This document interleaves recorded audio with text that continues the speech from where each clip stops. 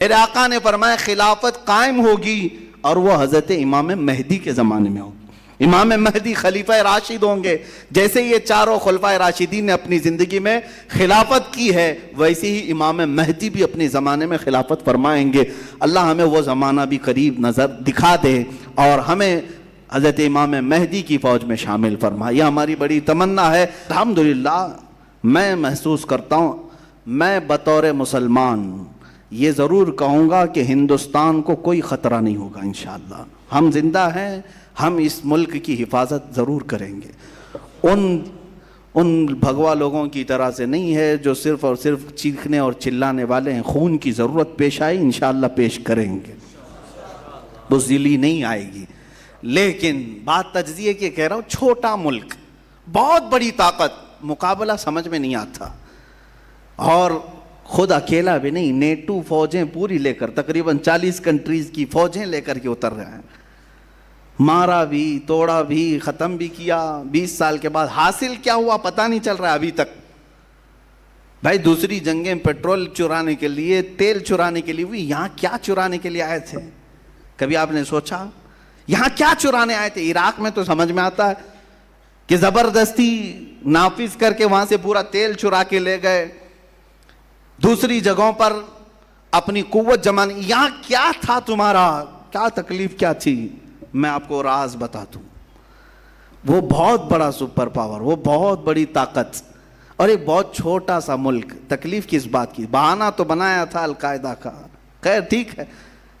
اچھا ایک بات یہ بھی آپ کو میں بتاؤں، تاریخ میں پیچھے جائیے تھوڑے 6-7 سال پہلے، بلکہ یہ جنگ شروع ہوئی 2001 میں. کس بات پر؟ کہ ابن لادن کو ہمارے حوالے کرو. انہوں نے منع کیا. یہی ایک وجہ تھی جنگ کی، بن لادن کو ہمارے حوالے کرو، ہمارے حوالے کرو. امریکہ اتر پڑا، مارا. 14 سال کے بعد پتہ چلتا ہے کہ وہ تو پاکستان میں تھا. کہاں مارا گیا بن لادن؟ ان کی رپورٹ کے مطابق، مجھے نہیں معلوم کہاں مارا گیا. پاکستان میں مارا گیا. تو پھر افغانستان میں کس کے لیے لڑ رہے تھے؟ اگر وہ وہاں بیٹھا تھا تو افغانستان میں کیوں لڑے؟ مر گیا بن لادن تو پھر 6 سال تک کیوں بیٹھے رہے؟ یہ ایک راز ہے میرے عزیزوں. نہ بن لادن کی ضرورت تھی ان کو، نہ کسی اور جماعت کی ضرورت تھی. میں جو محسوس کرتا ہوں وہ صرف یہ ہے کہ وہ بشارت مصطفیٰ تھی. میرے آقا صلی اللہ تعالیٰ علیہ وسلم کی ایک حدیث ہے. ہو سکتا ہے مسلمان زیادہ پڑھتے نہیں، لیکن دوسروں کی پوری نظر ہے. حضور پاک صلی اللہ علیہ وسلم نے فرمایا قیامت کے قریب خراسان سے ایک جماعت نکلے گی. یہ حدیث پاک. خراسان سے ایک جماعت نکلے گی اور وہ جھنڈے لہراتے ہوئے آئے گی، سیدھے بیت المقدس پر گاڑ دے گی. یہ حدیث ہے، یہ وہ سننا نہیں چاہیں گے. میں پھر سے پڑھتا ہوں حدیث. حضور پاک صلی اللہ علیہ وسلم نے فرمایا خراسان سے ایک جماعت نکلے گی اور وہ جھنڈے لہراتے ہوئے بیت المقدس، ایلیا لفظ آیا حدیث میں، وہاں جا کر گاڑ دے گی. میرے آقا نے اس کے ساتھ یہ لفظ بھی فرمایا دنیا کی ساری طاقتیں ان کا راستہ نہیں روک سکیں گی. ٹینشن اس بات کا ہے. اب آپ خراسان کس کو کہتے ہیں یہ اب میں آپ کے حوالے چھوڑتا ہوں.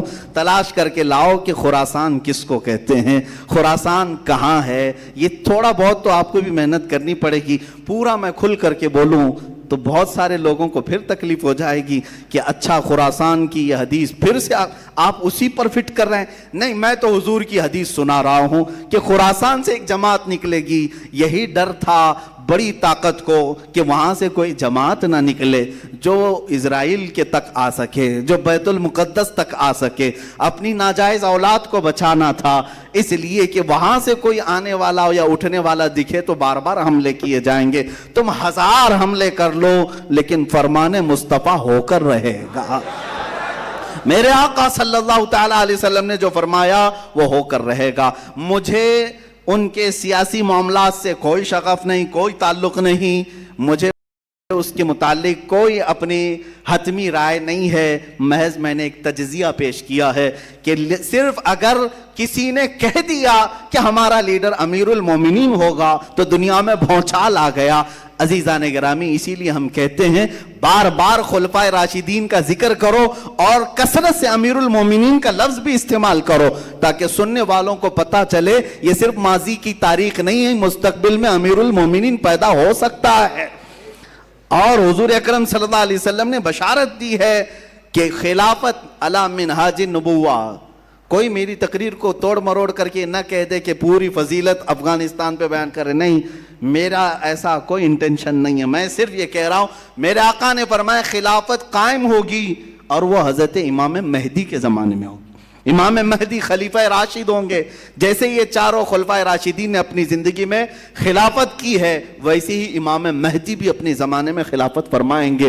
اللہ ہمیں وہ زمانہ بھی قریب نظر دکھا دے اور ہمیں حضرت امام مہدی کی فوج میں شامل فرمائے، یہ ہماری بڑی تمنا ہے۔ اللہ تعالیٰ عروج اسلام ہمیں عطا فرمائے اور عروج اہل سنت ہمیں عطا کرے۔ عزیزان گرامی، بات ہماری دیگر طرف نہ نکل گئے۔ حضرت عثمان غنی رضی اللہ تعالیٰ عنہ، حضرت علی کرم اللہ وجہہ الکریم کی بارگاہ میں ہم مختصر خراج عقیدت ضرور پیش کریں۔ ان دونوں کی زندگیوں سے بھی جو لب لباب ہمیں ملتا ہے وہ صرف اور صرف گھومتا ہے حضور پاک کی زندگی کے ارد گرد۔ حضرت عثمان کا ہر لمحہ آپ دیکھیں میرے آقا صلی اللہ علیہ وسلم کے عشق و محبت میں ہی گزرتا ہے۔ ایک مرتبہ کسی نے دیکھا آپ اپنے دروازے کے پاس بیٹھ کر کے ایک ہڈی کو چوس رہے ہیں، خلیفہ ہیں، امیر المومنین ہیں، اپنے گھر میں بیٹھ کر کے دروازے کے پاس ایک ہڈی کو جس میں گوشت بھی نہیں ہے چوس رہے ہیں۔ کوئی صحابی آئے اور کھڑے ہو گئے، خلیفہ مسلمین امیر المومنین آپ یہ کیا کر رہے ہیں؟ حضرت عثمان رضی اللہ تعالیٰ عنہ کہتے ہیں مجھے اس سے کوئی غرض نہیں اس ہڈی سے، لیکن ایک بار میں نے میرے آقا کو ایسا کرتے ہوئے دیکھا تھا، حضور پاک صلی اللہ تعالیٰ علیہ وسلم کو میں نے ایسا دیکھا تھا، تو بس حضور پاک صلی اللہ علیہ وسلم کی ادا پر عمل کرنے کے لیے میں بھی یہ کرتا رہا۔ آپ کو وہ بھی حدیث معلوم ہوگی جب مسجد قباء کے کنارے ایک کنواں تھا جس میں حضور پاک صلی اللہ علیہ وسلم اپنے پیر نیچے لٹکائے بیٹھتے تھے، اکثر جب تشریف لاتے، اور حضرت عثمان غنی بھی اپنی خلافت کے زمانے میں جب مسجد قباء کے پاس آتے اپنے پیر اسی کنویں میں اندر لٹکائے بیٹھتے، صرف اس لیے کہ میرے نبی نے ایسا کیا ہے۔ میرے عزیزو، یہ اعمال واجب اور فرض نہیں ہیں، فرض اور واجب نہیں ہے، لیکن محبت کا تقاضا یہ ہے کہ محبوب جیسا کرتا ہے ویسا ہی محب بھی کرتا ہے۔ وہ محبت تھی ان کی، وہ عادات، افعال، اقوال، اعمال کسی چیز کو ترک نہیں کرتے، کوشش یہ کرتے کہ حضور کی ہر ادا پر عمل ہو جائے۔ ہم میں سے یہ جو سنت کا دعویٰ کرتے ہیں یا محبت کا دعویٰ کرتے ہیں، ہم بھی اپنی زندگی کو ذرا جھانک کر کے دیکھیں، کیا رسول کریم صلی اللہ علیہ وسلم تمہیں کہیں نظر آتے ہیں؟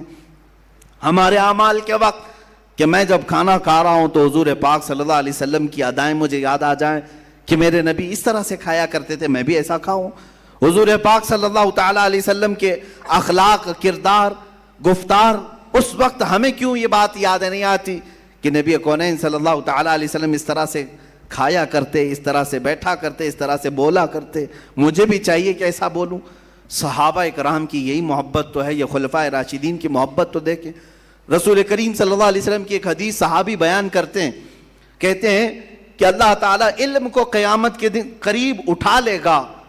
صحابہ نے پوچھا علم کیسے اٹھایا جائے گا؟ حضور نے فرمایا اللہ تعالیٰ یوں نہیں اٹھاتا، میرا ہاتھ دیکھ رہے انگلیاں، بلکہ علماء کو ان کے درمیان سے اٹھا لیتا ہے تو علم ختم ہوتا ہے۔ قیامت کے قریب علم ختم ہونے لگ جائے گا، علماء اٹھتے چلے جائیں گے۔ یہ جو میں نے آپ کو بتایا حدیث بیچ میں کیوں؟ صحابی رسول جب بھی اس حدیث کو بیان کرتے ہیں تو اپنی یہ انگلیاں ہاتھ کی یہ انگلیوں میں ڈال کر کے یوں بتاتے ہیں کھینچ کر کے کہ علم اس طرح سے نہیں نکالا جائے گا۔ صحابہ سے پوچھتے آپ ہر بار حدیث بیان کرتے ہیں، یوں بیان کرتے ہیں؟ کہا اس لیے کہ رسول پاک نے جب بیان کیا تھا تو ایسا اشارہ فرمایا تھا۔ صحابہ کا یہ عمل ہے کہ وہ اس اشارے کو بھی ترک نہیں کرتے حدیث بیان کرنے کے وقت۔ ایک حدیث ہے جس کو حدیث مصافحہ کہتے ہیں، آج تک وہ رواج ہے محدثین کے درمیان، جب وہ حدیث بیان کی جاتی ہے تو مصافحہ کر کے بیان کی جاتی، کیونکہ جب میرے آقا نے بیان کیا تھا جس صحابی کو تو مصافحہ کر کے بیان کیا تھا۔